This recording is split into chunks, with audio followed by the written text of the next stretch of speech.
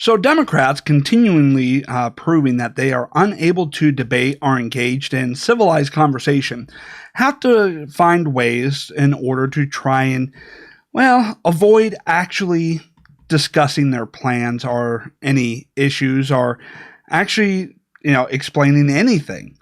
Since, the ability of fake news has been declining, in pushing them, and the ability to severely or massively abuse government in order to attack their political rivals has now been declining. The left is now more and more pushing children as props in order to attack their political opponents, like what we see in this particular clip. She goes to school and loves to play and loves to meet new friends and go to the playground and read books and paint, and that's all because of her access to affordable, quality health care. We're here today because there are millions of families like ours filled with anxiety and fear about our future because of this administration's relentless attacks on our health care and on the disability community. Most recently, the president's budget included a $1 trillion cut to Medicaid and the Affordable Care Act. There are millions of children like Xiomara across the country, children with pre-existing conditions, and many of our children have extended hospital stays or will require lifelong care that's easily costing over $1 million and more, sometimes even before they leave the hospital for the first time, just like my daughter. Before the ACA, 59% of workers with an employer plan had a lifetime limit. If the ACA is gone, lifetime limits would come back, making our kids uninsurable and left without health care. And that is quite literally the difference between life and death. Many of our children with complex medical needs and disabilities also rely on Medicaid, which helps pay for what insurance does not cover, including home nursing and therapies. The administration's proposed overhaul of Medicaid funding would allow for block granting, which limits the funding a state receives to a set amount regardless of how much is actually needed by Medicaid recipients, resulting in devastating consequences for millions of Americans, including our families. Our children, the little obvious children, all children, deserve a chance to be kids and a chance to grow up. So we call on everyone to reject the president's budget, to reject these threats to the ACA, to reject these cuts to Medicaid, and instead we ask you to protect and support our children with pre-existing conditions. Okay, so you see there that if you don't support the Democrats' views, you're anti-children. You're anti-children with disabilities. You are an evil, awful person. And they use this in order to actually avoid discussing the realities of the situation, which is money is not unlimited. When you take a look at a budget, one of the popular sayings is that a budget, helps determine where your priorities are, but it also determines how you're managing your resources. And with resources, being limited, you can't provide unlimited resources to every little thing that everybody wants. So even if you took money, from a whole bunch of other places and threw it at Medicaid, one, they would still say it's not enough. There will always be, a request for more money than what there is available. Secondly, if you take money from other places, people will complain about, what you're taking money away from. Now, the left would say, we could take money away from the military. Well, then what's going to protect us? Yes, we spend a lot on the military, but we also got a lot of people over the country who hate us and would love to attack us. National security is an actual constitutional responsibility of the government. But in using children, you're not allowed to ask simple questions like, hey, if we tank the economy by funding healthcare with a bunch of debt that we cannot afford, what type of healthcare would those kids be able to receive anyways? Right? Think about that. They don't want you to ask simple questions about finances, money, or how the economy actually works. And then they want to go out and go, well, healthcare is so expensive. Well, you're also implementing a bunch of policies in which is designed to devalue money, making everything more expensive. So on the one hand, you're complaining that, you're heartless if you don't do what they want, but if you do what they want, it causes the cost of everything to go up because the value of money will go down. and collapse the economy. But you're not allowed to ask that. Now, let's also take note here when they say that government is cutting spending, they don't mean that in the way that you and I think about how spending cuts would actually happen. In our personal budget, if we say we cut our budget or we cut spending in our budget, we mean that as, hey, we're actually spending less than what we were. When government talks about cutting spending, they don't mean that they're going to spend less than what they were before.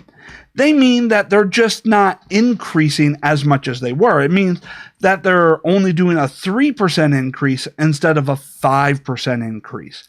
So it doesn't actually cut anything out of the budget. We still end up spending more money, but because we're not spending as much more money, then it's considered a cut. And so they play these word games and redefining what they mean by cuts in order to try and attack President Trump. And they go through and use kids as props to avoid simple facts, simple realities, and, prevent you from actually asking questions. Now, it sickens me how the left uses kids as props and to hide behind kids, because when you start questioning them on any of their policies, when you start questioning them about, hey, how are we actually going to do that? Instead of responding, they go, you hate kids.